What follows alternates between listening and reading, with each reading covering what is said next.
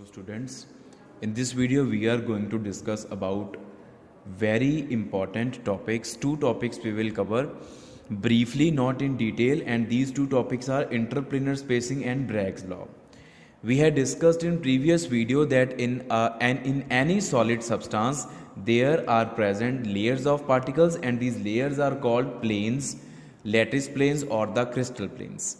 And in any of the crystal systems we have set of parallel planes. We have so many types of planes which are and one type of planes, कोई भी type आप ले लो planes की, उस type के बहुत सारे planes होंगे और वो प्लेन्स एक दूसरे के पैरेलल होंगे. तो we have variety of parallel planes in any of the crystal systems.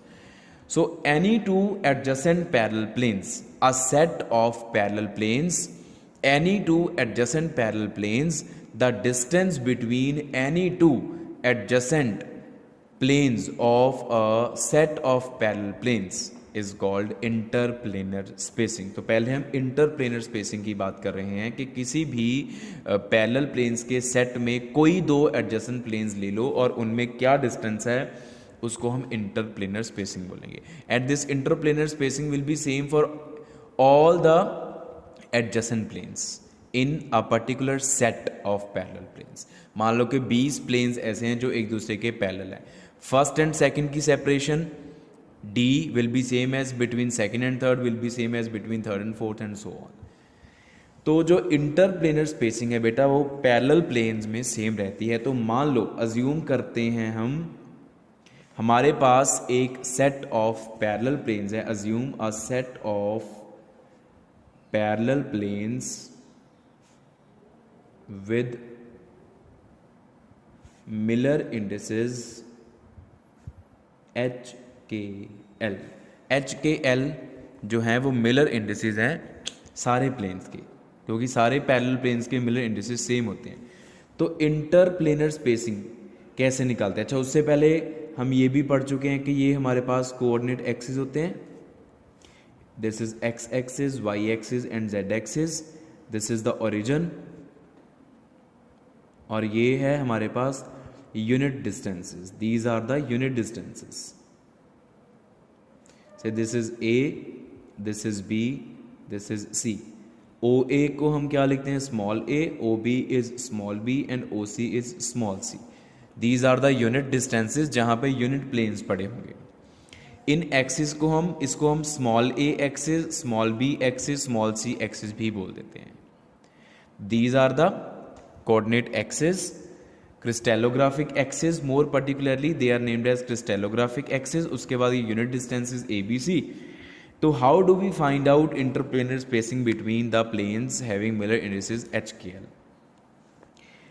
1 over DHKL is equal to 1 over DHKL is equal to under root of H square by A square plus K square by B square plus L square by C square. This is the formula to calculate interplanar spacing between the planes having Miller indices HKL. तो बेटा इसके हम further cases discuss करेंगे. For a cube, for a cubic lattice, जो cubic lattice होता है उसके लिए A is equal to B is equal to C. तो let it be equal to A. B और C की जगह पे हम A भर देते हैं. सो 1 by DHKL it will be equal to under root H square by A square, K square by A square, L square by A square, and it will be written as under root of H square plus K square plus L square over A square. This implies DHKL reciprocal कर लिया हमने. ये ऊपर चला गया, A square का under root खत्म हो गया और नीचे आ गया under root H square plus K square plus L square. This is the formula to calculate interplanar spacing for a cubic lattice. आप ये फॉर्मूला याद कर लो बस. ये तो स्पेशल केसेस हम वैसे ही डिस्कस कर रहे हैं. Otherwise you learn only this formula, ये तो अपने आप बन जाएगा न्यूमेरिकल्स में। ऐसे ही क्या है फॉर टेट्रागनल लैटिस। अभी टेट्रागनल लैटिस क्या होता है कि जिसमें a is equal to B but not equal to C. a और b की वैल्यू सेम होती है तो b की जगह पे हम a फिल कर सकते हैं। So 1/d(HKL) is equal to √h² k² l² ही रहेगा। तो it will be √h² plus k² a² plus l²/c²। And third is for an orthorhombic system.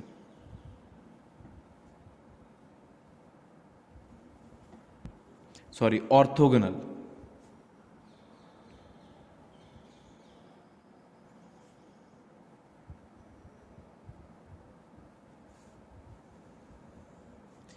A not equal to B not equal to C.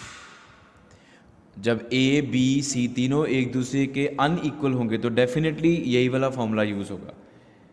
1/d(HKL) is equal to √h²/a², k²/b², l²/c²। This formula will be used.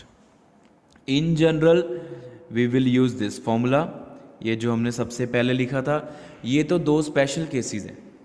These two are the special cases and this is particularly used cubic वाला, because cubic को ही हम ज़्यादा पढ़ते हैं। a is equal to B is equal to C, तो b और c की जगह पे a आ जाएगा और ये फॉर्मूला आप याद कर सकते हो। ये जो हमने अलग से ये वाला बनाया इसको याद करने की ज़रूरत नहीं है, ये इसी से निकल आएगा। कैसे करना होता है ये मैंने आपको बता दिया। ये हो गए फॉर्मूले इंटरप्लेनर स्पेसिंग के लिए। इसके अलावा जो एक बात मैंने आपको बतानी वो ये है कि मान लो हमारे पास we have value of d(HKL), हमारे पास इंटरप्लेनर स्पेसिंग की वैल्यू है किन प्लेन्स की, जिनके मिलर इंडिसेस HKL हैं। मान लो कि हमारे पास another set of parallel planes is had by us, और जो हमारे पास नया सेट है पैरेलल प्लेन्स का, उनके जो मिलर इंडिसेस हैं वो है NH, NK, NL। मतलब मान लो कि हमारे पास एक प्लेन है 1 1 1, उनके मिलर इंडिसेस है 1 1 1। एक और प्लेन है हमारे पास सेट है, उनके मिलर इंडिसेस हैं 2 2 2। तो वो कैसे आए हैं? वो HKL को 2 के साथ मल्टीप्लाई करके आए हैं।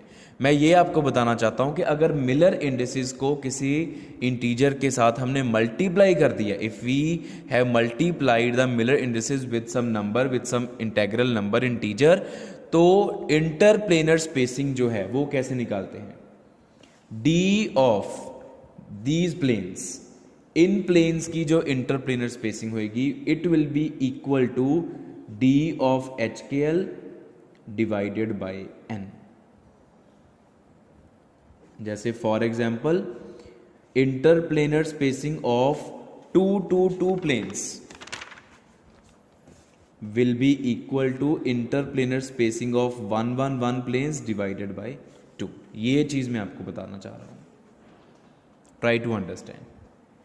ठीक है, ऐसे ही एक और एग्जांपल है, मान लो interplanar spacing of 2 4 6 plane is half of the interplanar spacing of 1 2 3 plane.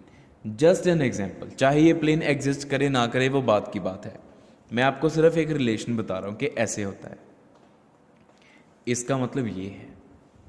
ठीक है, तो this is about the interplanar spacing. इसके बाद हम बात करते हैं ब्रैग्स इक्वेशन की, ब्रैग्स लॉ और ब्रैग्स इक्वेशन। इसकी भी हमारे पास फुल फ्लेज्ड डेरिवेशन है, बट इसमें हम डेरिवेशन नहीं करेंगे, हम सिर्फ ब्रैग्स फार्मूला को समझेंगे, उस पर एक ब्रीफ डिस्कशन करेंगे। नेक्स्ट वीडियो लेक्चर में हम इन दोनों के न्यूमेरिकल्स करेंगे, कंबाइन कर लेंगे।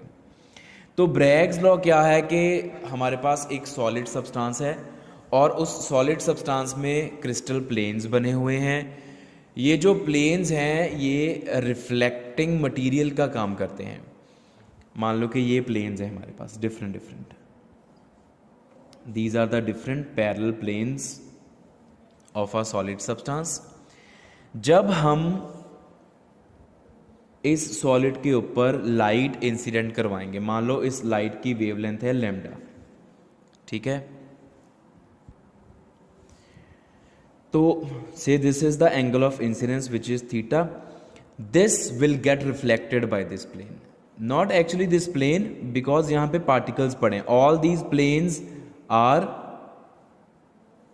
Formed of particles. ये सारे पार्टिकल्स जो हैं वो लेयर्स की फॉर्म में पड़े होते हैं और इन्हीं पार्टिकल्स की इन लेयर्स को ही हम क्रिस्टल प्लेन्स का नाम देते हैं। ये मैं आपको पहले भी बता चुका हूं कितनी बार। इस तरह से ऐसे ही हमारे पास एक और रेडिएशन है जो यहां से इंसिडेंट हुई और इस पार्टिकल ने उसको इधर को रिफ्लेक्ट कर दिया। इसका भी angle of incidence will be exactly same theta. तो ये मान लो दो बीम्स आई और ये दो होगी रिफ्लेक्टेड बीम्स और इनका जो वेवलेंथ है इन बीम्स का, ये मोनोक्रोमेटिक है, लैम्डा इनकी वेवलेंथ है, थीटा हो गया angle of incidence. It is same as angle of reflection, angle of reflection भी सेम होगा।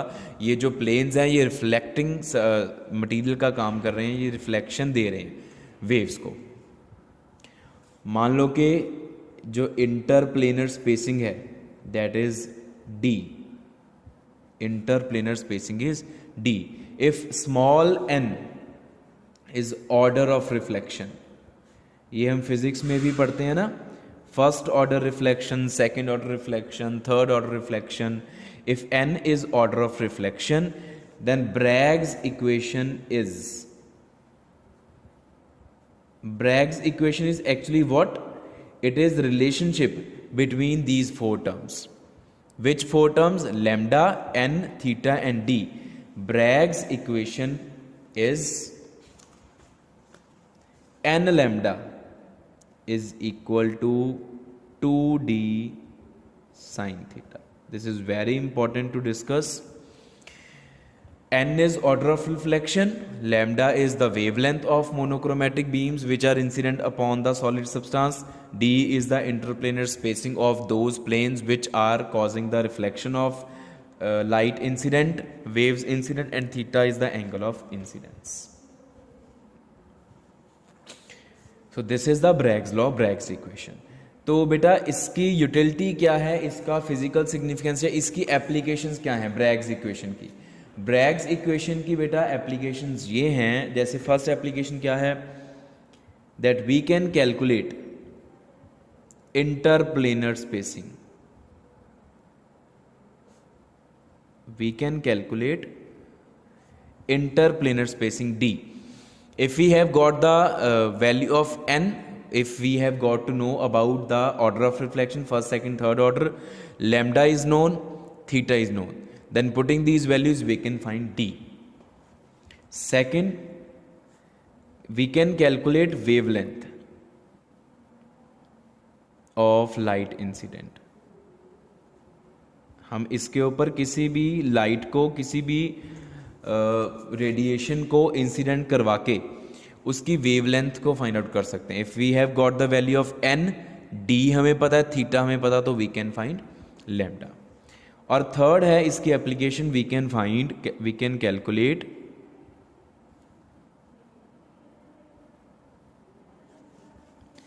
As length of cubic lattice. Lattice हमारे पास क्यूबिक है, उसकी हम एज लेंथ फाइंड आउट कर सकते हैं। कैसे? हम ब्रैग्स लॉ को यूज करके पहले डी फाइंड आउट कर लेंगे।